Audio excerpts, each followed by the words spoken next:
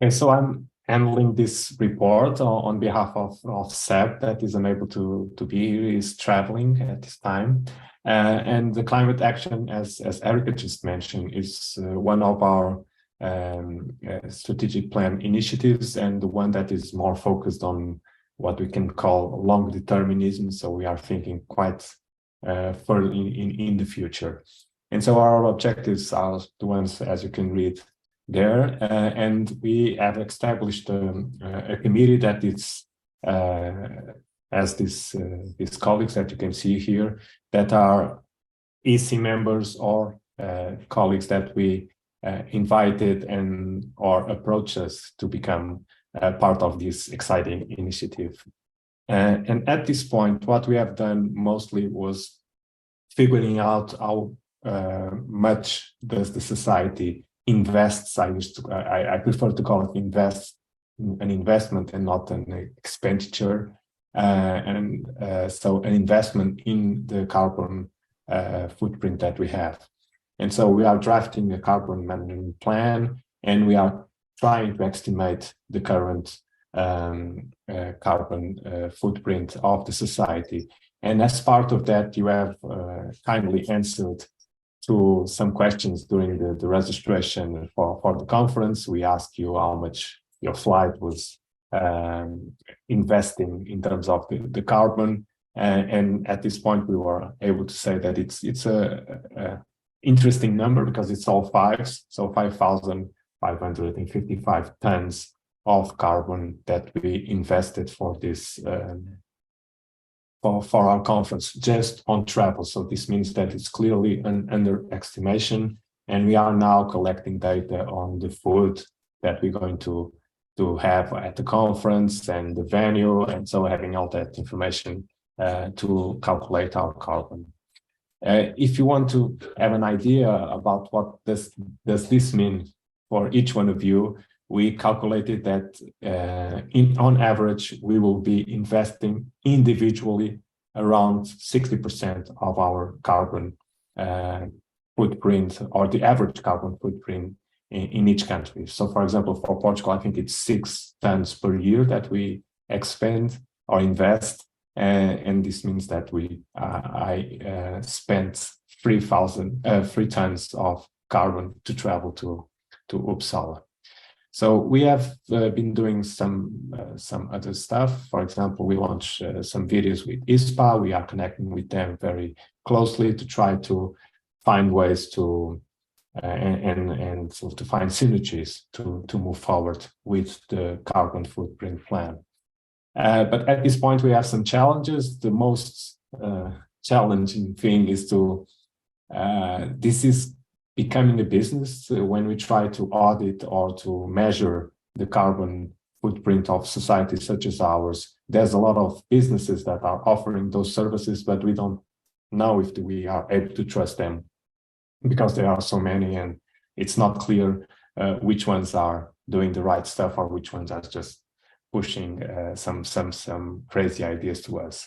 So this means that we do need some more people to the Climate Action Committee. So feel free to join in or to let us know. And our future plans is that we are going to appoint a business that will be doing our measurements, because those measurements should be independent, but we need to be very careful about this process. And also we need to figure it out some other initiatives that the society has. The conference is one of them, but the other one is the journal. So we are also asking to the publisher of the journal what is the cost in terms of carbon, and also considering having a special session in our journal that is mentioning the climate action research. And this is what I have for the Climate Action Committee. So I move forward to, it's going to be Lisa. Lisa. Thank you, Antonio. Lisa? Hello, everyone. I will provide an update on the strategic plan focused on impact. So the aim of this particular project is really about working towards that mission of ISBN-PA for stimulating both innovative and impactful research. And we have a really strong team. I'm supported by Esther, Seren, Erica Hinkson, Leonardus Karaganis, Sonia, who I think is here on the call. We've got Shiho Ama and Yikai Chan as well. Next slide, please. So the goal of our strategic initiative that we're working towards is to advance the impact of behavioural nutrition and physical activity research that is conducted by our membership. And we're focused on three key areas. The first is to define and understand how research impact is being measured so that we can then guide and mobilise our research impact for our society. So there are three key activities that we are working on. At the moment, we're currently working through the first activity, which is about defining research impact. So we've undertaken a scoping review of both grey and academic literature, and we're currently compiling those results. We are now looking to extend that scoping review of research impact definitions more globally, so we can represent a much more global view. And the QR code there will take you to a form to help us gather more information. I'll talk about that in just a moment. The next step that we will move towards is understanding how research impact is measured, and we'll undertake again a scoping review to look at the best practice ways of measuring research impact, and from then start to build some guidelines, some activities, and some action that we can take forward. Next slide, please. So since we began the strategic plan, we've convened this working group, and we've brought on support of some research fellows that have been absolutely fantastic. And we're making substantial progress towards the scoping review, but we're now extending that review to our wider ISBN-PA membership. And this is because we do want to incorporate a global definition or viewpoint on research impact. So we welcome you to contribute. We're asking if our members can please gather definitions of research impact that are being used by their own university or institution, but also funders from their regions, and we will collate that information so we can have a good definition of research impact to move forward. Anything else there? Oh, so that's where we're at with the impact group. A couple of challenges that we've encountered so far has been just the resource time, and so bringing on research fellows has been very important for us making progress, and they've made substantial contributions. The other one is really to bring that global view, so that's why we're bringing in this request and invitation to our membership. Thank you, Lisa. Thank you. Adewale, would you mind speaking to this? Yeah, thank you, Erika. Yeah. I will want to start by acknowledging the members of the Inclusive Culture Working Group, from Antonio, who have been providing guidance using his deep knowledge of the ISBN-PA culture to guide us in the right direction. I will also want to thank Teresia, Katrina, and Mo for their wonderful contribution to the working group, and to Carol for her leadership as the co-chair of the working group. And I will especially want to acknowledge Ben Singh, who is one of the 3 volunteers that were recruited to help the working group in our activities. Ben has been extremely wonderful. He indeed prepared the slides and also the report for the working group that I will be talking to. Yeah. Next slide. So the overall goal of the Inclusive Culture Working Group was basically to promote inclusivity and diversity in ISBN-PA membership leading to the 2024 conference in Omaha in the United States. And our focus has been to increase membership and engagement from participants from low and medium income countries. And we also aim to further increase participation and engagement from high income countries that are not well represented within ISBIMPA in its current state. Next slide, please. So what have we been doing in the past 12 months? We've created an ambassador program, and this program is basically to recruit or attract leading researchers and activists, physical activity activists to act as champions and an ambassador to help promote the work of ISBIMPA within low and medium income countries and also in underrepresented countries, in high income countries. So what we've done is that we have, as of today, we've gotten about 9 ambassadors who are willing to help promote the work of ISBIMPA. And in this regard, these ambassadors will be recognized for their involvement by receiving a free membership for the 2023 conference. And also, they will also be highlighted and showcased on the ISBIMPA website and other social media platforms. Next slide, please. So we also continue with the ISBIMPA Pioneer Program, which is basically to provide research scholarship to researchers and students from low and medium income countries to be able to conduct pilot studies, and also for those who are short of funding for their for their ongoing project. These pilot studies are also meant to help them complete their study.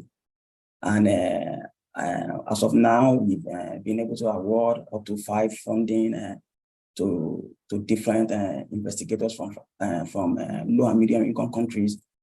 And these investigators will be able to present the result of their research that were funded by the Pioneer Program in the 2023 ISBIMPA conference. And next one, please. No. So what are we going to be doing going forward for the remainder of the year? We plan to continue with the ambassador program, and we aim to be able to expand the ambassador from 9 maybe to up to 12. And we also continue to drive ISBIMPA membership, especially in underrepresented country. We aim to do this by engaging more on social media and also engaging with past members who have not renewed their membership. We plan to organize more workshops and webinars and to disseminate these more strongly in low and medium income countries. That is, we plan to advertise this more broadly within low and medium income countries so that we can ensure that current members and also future members get values for their money as a member of ISBIMPA. Thank you very much. Thank you, Adewale. Thank you very much. Great work. Okay. And Antonio, would you mind speaking to this? Yeah, thank you. Yeah, of course. So our 4th initiative is the Growing the Next Generation. And the main initiative that we are having for this one is what we call the Leadership Development Program. Is being developed and planned by Gina Hollis and Steph with a team that it's quite large. And so you can see all the names here: David Crawford, Catherine Draper, so fellows from the society, and also some new or younger colleagues like Simone and Sarah, and representatives from early career like Anna and Trinka, and some colleagues that are helping on developing this plan. I also want to acknowledge Ashley Cox, because he's going to be instrumental on the code design that we are planning to do for the leadership development program. And so, as you can see, this is what it's the main task ahead, and we have been doing. I think every other month we have a meeting, and there's a lot of things going on behind the scenes. So I really want to acknowledge the work from Gina and staff on this. And what are the challenges ahead? Because the main thing that we are concerned about is that we should have this course to the highest quality possible, but at the same time to be sustainable, to be inclusive, and that's not an easy thing. When we started looking, for example, for other leadership development programs, that they can easily go for $5,000 per year or something like this. So we don't want to do that, but we are going to be, I'm not saying competing, but at least our colleagues will look into those as other options. So our focus was, instead of trying to have a top-down course and curriculum, we started looking for advice and looking for insights from several colleagues. Again, as I showed you, fellows that have been around for a few years, at least, early career students, and collect a lot of data that is now being worked upon. And we will also conduct some workshops at the conference that are not really a workshops to provide information, but more together information in a co-creation, in a participatory fashion. The idea is to pilot test the first course in 2024. It should have a few activities in Omaha 2024, more visible, and from then on, the course will be open to everyone to join in. And this is mostly what we have been doing for the Growing the Next Generation initiative.